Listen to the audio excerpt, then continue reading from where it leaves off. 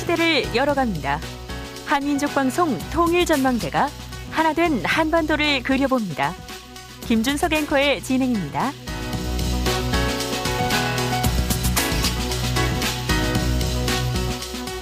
통일전망대 통일 리포트로 시작하도록 하겠습니다. 통일 리포트, 매주 월요일에는 통일의 실상을 제대로 이해하고 어떻게 통일을 준비해 나가야 할지 짚어보는 그런 시간이 되겠습니다. 오늘 첫 시간입니다. 통일은 대박이다. 저자이신 중앙대학 신창민 교수께서 나와주셨습니다. 신 교수님 안녕하십니까? 예, 안녕하세요. 자, 앞으로 이제 통일 문제에 대해서 많은 말씀을 듣도록 하겠습니다. 네, 고맙습니다. 요즘 무척 바쁘신 것 같습니다. 할 일이 갑자기 많아진 것 같지 않으십니까? 그렇습니다. 사방에서 전부 통일 대박의 내용을 알고 싶어하고 과연 통일되면 대박이 될 건가 궁금해하시는 분들이 많으시니까 여기저기서 불러다가 이렇게 말을 시키고 이렇게 합니다. 네. 박근혜 대통령의 통일은 대박 발언을 시작으로 통일 논의가 본격화되고 있습니다. 통일에 대한 생각, 대부분 생각이 같겠습니다만은 신 교수께서는 더 와닿는 부분이 있을 것 같아요. 어떠십니까? 그렇습니다. 이제 드디어 우리 통일을 향한 새 역사가 시작되는구나. 네. 이런 느낌을 가졌습니다. 네. 통일은 대박이다. 저서를 통해서 이미 통일 대박론을 주장하셨습니다. 이 책을 쓰게 된 특별한 계기가 있으셨을 것 같습니다. 그렇습니다. 통일을 반드시 해야 된다는 생각이 드는데 그런데 주위를 이렇게 둘러보면은 전부 통일하면은 그냥 슬금슬금 옆으로 비껴나가는 이런 현상을 보면서 과연 이렇게 해서 우리가 통일이 되겠는가? 통일의 주역은 우리인데 우리가 전부 이렇게 손 놓고 있어서 되겠는가? 이런 생각으로 그래서 이 통일을 하게 되면은 비용보다는 이득이 굉장히 크다라고 하는 이 사실을 좀 알려드리고 싶어서 그래서 이제 이 책을 쓰게 됐습니다. 네. 책이 처음 나왔을 때 반응은 어땠을까요? 처음 나왔을 때는 아무도 쳐다보질 않았죠. 그리고 그렇습니다. 처음에는 저 출판사에서 찍어주려고 그러지도 않았어요. 그래서 그러면은 내가 책을 살 테니까 내가 사서 보급을 할 테니까는 좀 인쇄 좀 하자. 출판사에서 하는 얘기가 통일자 들어가면 아무도 안 쳐다본대요. 그게 정서였으니까요. 네. 그렇습니다. 하지만 최근엔 많이 바뀌었을 것 같습니다. 아주 많이 바뀌어졌죠. 어느 정도입니까? 예. 이제는 그전에는 책을 드리더라도 이건 뭔가 하고 그냥 이렇게 시답지 않게 이랬는데 요새는 책을 이렇게 드리면은 눈이 번쩍 뜨이면서 그러면서 이제 이거 받아야 되겠다. 그러고 내 살려고 그랬는데 참 이렇게 줘서 고맙다. 이렇게 완전히 달라졌습니다. 네. 통일과 관련된 그런 책을 그렇게 들여다보지 않는다는 것은 어떻습니까? 통일을 좀 어렵게 생각해서 그럴까요? 그렇죠. 예, 자기하고는 특별히 무슨 관계가 없다 이렇게 생각을 하시는 건데 사실은 이게 관계없는 게 아니고 우리가 통일을 안 한다고 그러면은 우리 미래는 사실 없는 거거든요. 네. 그러니까 웬만큼 살게 됐으니까 그냥 그런 건 대충대충 자기한테 피해 안 오는 그런 상황에서 그냥 지나갔으면 이렇게 생각을 했던 건데 그게 전혀 아닌 거였었죠. 네. 네. 자, 오늘 첫 시간 지금 말씀하신 부분과 관련 지어서 통일에 대한 우리 정부라든가 일반 국민들의 의식을 짚어볼 필요가 있겠습니다. 네. 자, 먼저 우리 정부의 통일 정책입니다. 네. 어떻게 평가하시겠습니까? 이제까지는 통일 정책이 없었어요. 네. 이렇게 말씀드리면 너무 심하게 얘기하는 거 아닌가 이렇게 애들 들으실 수가 있는데 사실상 통일 정책은 없었습니다. 무슨 정책이 있었냐면 반공 아니면 평화공전 아니면 북한 버릇 가리킨다 이런 정도지. 그러고서 이제 겉으로 통일 정책이라고 하는 거는 무슨 3단계 통일 방안이니 이런 건 사실 탁상공론입니다. 왜 그러냐면 저쪽에는 고려연방제라는 게 있으니까 우리는 거기에 대해서 무언가는 모양을 갖춰야 되겠고 이렇게 모양 갖추기 그런 상황이지 정말 통일로 가려고 그러는 건 없었습니다. 그런데 이번에 1월 6일 날 박근혜 대통령이 통일은 대박이다 라고 하는 걸 시작을 하시면서 그다음에 실행 단계로 들어가고 또 이번에 드레스덴에 가셔가지고서 전반적인 구도를 말씀하시고 이렇게 하는 걸로 이제 비로소 통일을 가는 이런 길을 들어섰는데 이게 박근혜 대통령이 역대 대통령 중에 이제 처음 하는 겁니다. 네. 그러면은 이전 정부의 통일 정책과 현 정부의 통일 정책, 예. 뭐 이전 정부에서는 예. 없었다 이렇게 거의 사실 그런 거죠. 네. 예. 그러면은 다르다고 얘기하기에는 또 조금 적합지 않은 표현 같고 그래도 특별히 우리가 이 점은 생각해야 되겠다는 점은 예. 어떤 점을 들 수 있겠습니까? 그러니까는 조금 통일에 대해서 뭐 좀 한계 아닌가라고 하는 거가 이제 김대중 대통령이 뭐 하지 않았는가 이런 생각을 하는데 근데 김대중 대통령은 애초에 시작이 뭐냐 하면은 우리는 경제적으로 통일을 감당할 능력이 없다는 데서부터 시작을 한 겁니다. 그랬기 때문에 평화공존밖에는 더 이상 나갈 수가 없었어요.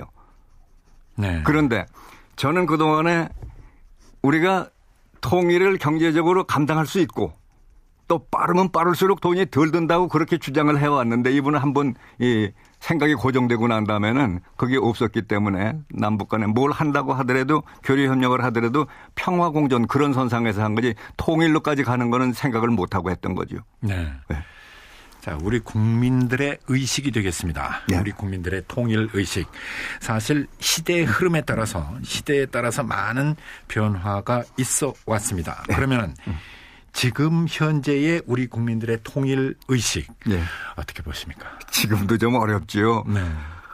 박근혜 대통령이 1월 6일 날 통일은 대박이라고 생각한다 이렇게 말씀을 하셨는데 네. 그렇다고 한다면은 이게 통일을 하게 되면 부담이 아니라 이게 우리한테도 이득이 되는구나 이렇게 생각을 해야 될 텐데 2월 3일 날 네. 이 여론조사한 게 나온 결과를 보면은 통일이 나에게 이득이 안 될 거라고 생각하는 사람들이 전체 국민의 3분의 2였습니다. 네.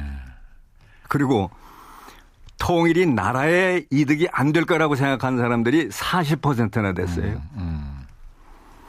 그리고 이런 게 어디에 바탕을 두냐면 통일 비용이 더 클 거라고 생각하는 사람들이 거의 절반, 48%나 되고 이득이 더 클 거라고 생각하는 건 한 31%도 못 미치는 이런 정도가 됐습니다. 그러니까 이 상황을 잘 모르고 이런 데는 관심들이 없었기 때문에 이제 이게 빗나갔던 거죠. 사실은 이런 게 아닌데. 네. 예. 자, 나에게 이득이 되지 않는다가 3분의 2 정도. 예. 나라에 이득이 되지 않는다고 보는 시각이 40%. 말도 안 되죠. 네.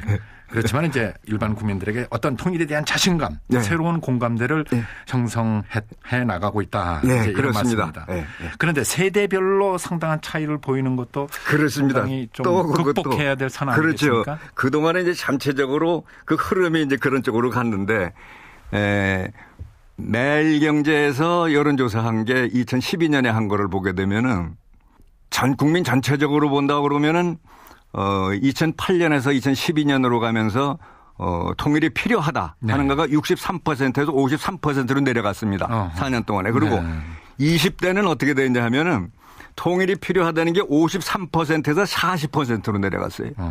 어떻게 이 젊은이들이 통일이 필요하다는 게 40%인 이런 나라에서 통일이 되겠어요? 네.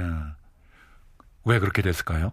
이거는 정부의 그동안의 정책도 많이 관련이 됐다고 생각합니다. 그 전에 제가 1990년에 이제 통일을 대비하는 이런 연구 조직을 시작을 했습니다. 대학 교수들. 그랬더니 네. 그때 어떤 신문에서 대학 교수들의 이런 이색적인 모임이 생겼다 이렇게 나왔습니다. 네. 그럼 뭐를 의미하느냐? 그거는 보통 대학 교수들이 그런 거 생각 안 한다는 얘기거든요.